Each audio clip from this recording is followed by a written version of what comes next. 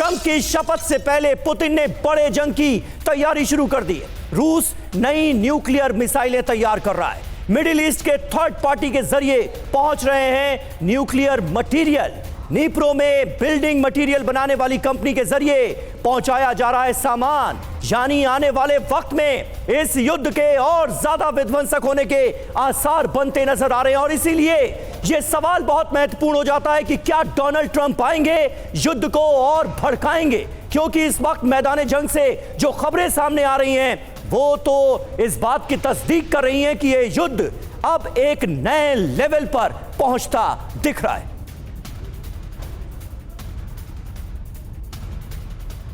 जी हाँ, जो नया लेवल वो ये है कि रूस की जो रणनीति है वो बहुत मायने देती है। नई न्यूक्लियर मिसाइल, आपको कुछ और डिटेल में जानकारी देते हैं। नई न्यूक्लियर मिसाइलें तैयार कर रहा है रूस।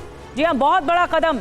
न्यूक्लियर मिसाइल के लिए नए डिजाइन तैयार किए गए हैं। बिजनेस करना है तो हार्डवेयर शॉप इज बेस्ट। सही स्ट्रैटेजी से आपकी शॉप बनेगी प्रॉफिटेबल। अभी डाउनलोड करें फ्रीडम ऐप और जाने मार्केटिंग से लेकर सेल्स बढ़ाने के टिप्स। मिडिल ईस्ट के थर्ड पार्टी के जरिए पहुंच रहे हैं न्यूक्लियर मटेरियल भी। जी हाँ, यूक्रेन के नीप्रो में मौजूद फर्म के जरिए ये मटेरियल पहुंचाए जा रहे हैं। बिल्डिंग मटेरियल बनाने वाली कंपनी ने भेजे metal product. Nuclear weapon laboratory में तैयार हो रहे हैं मिसाइल के डिजाइन।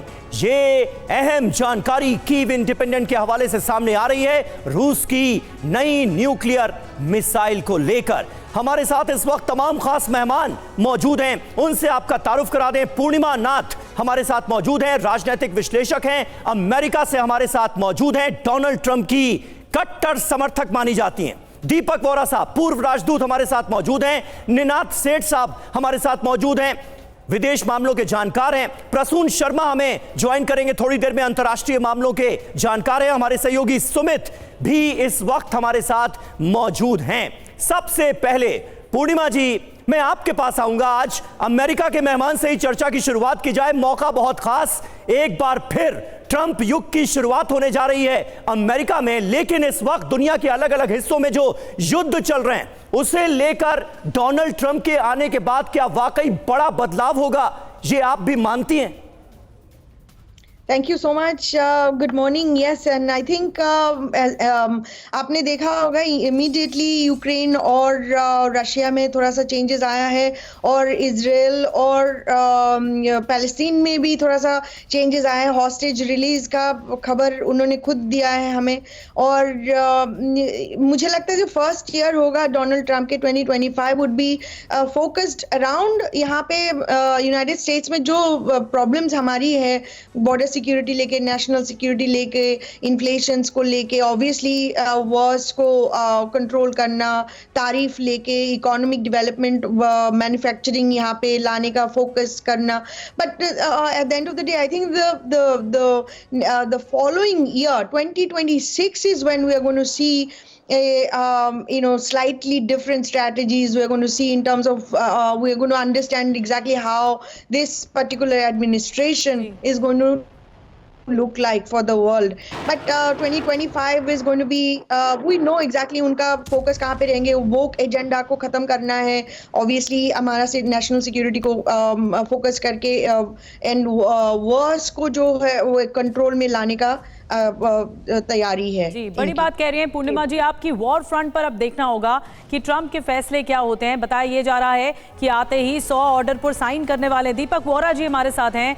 दीपक जी, एक तरफ तो रूस है जो न्यूक्लियर मटेरियल इकट्ठा कर रहा है और ताकि एक बड़ा अटैक किया जा सके, क्योंकि पहले ही युद्ध चल रहा है रूस यूक्रेन के बीच में।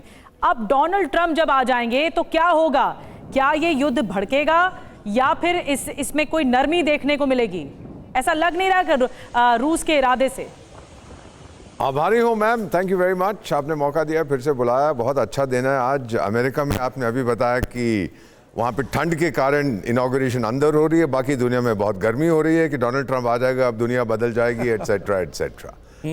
मेरा ये मानना है मैम कि इस समय लगभग जो अभी लेटेस्ट फिगर्स हैं अबाउट 59 काइनेटिक कॉन्फ्लिक्ट चल रहे हैं, जंग चल रहे हैं पूरी दुनिया में। लेकिन हम सब का ध्यान इस समय यूक्रेन पर है, गाजा में है, और कुछ हद तक हम लोग बात करते हैं ये हूथी फूथी जो वहाँ पर कर रहे हैं, ईरान के ऊपर भी हमारी नज़र रहती है। मेरा अपना मानना है कि रूस के साथ जो ट्रम्प साहब का जो उन्होंने कहा है और जो वो करेंगे, ये वहाँ पे सीज फायर करवा देंगे on as is where is basis, यानी जो तेरा तू रख, जो तूने हड़प कर लिया रख ले अपने पास, और जो मेरे पास है वो मैं रखूंगा। मेरा ख्याल है जो सर्कस वाला है यूक्रेन का राष्ट्रपति, वो चला जाएगा वहां से, ही हैव टू गो, क्योंकि उसका देश खत्म हो चुका है और अब उसका ताऊ तो चला गया, अब चाचा आ गया और दिक्कत होगी वहां पर। So that's the first thing, ये जंग स्टॉप हो जाएगा।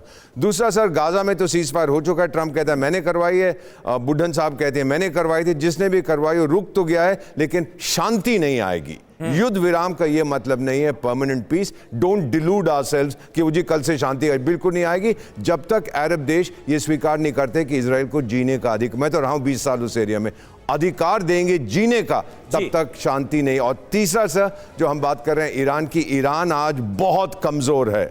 मेरा मानना है कि अगले कुछ ही दिनों में बेंजामिन नेतन्याहू ट्रंप से बोलेगा कि मैं ईरान के परमाणु फैसिलिटीज को अटैक कर रहा हूं। ट्रंप क्या बोलेगा, मत कर, वो सुनेगा नहीं, वो करेगा। ये 3 चीजें आप विदेश बिल्कुल। और आपने ईरान फ्रंट का जिक्र किया और बिल्कुल भी इस फ्रंट को नजरअंदाज नहीं किया जा सकता है। और जो लाइन हम लिख रहे हैं ना, ट्रंप आएंगे तो युद्ध और भड़काएंगे, ये लाइन जो है सबसे ज्यादा इसी वॉर फ्रंट के लिए सही साबित होती शायद नजर आएगी, मुमकिन नजर आएगी, इस बात के आसार हैं।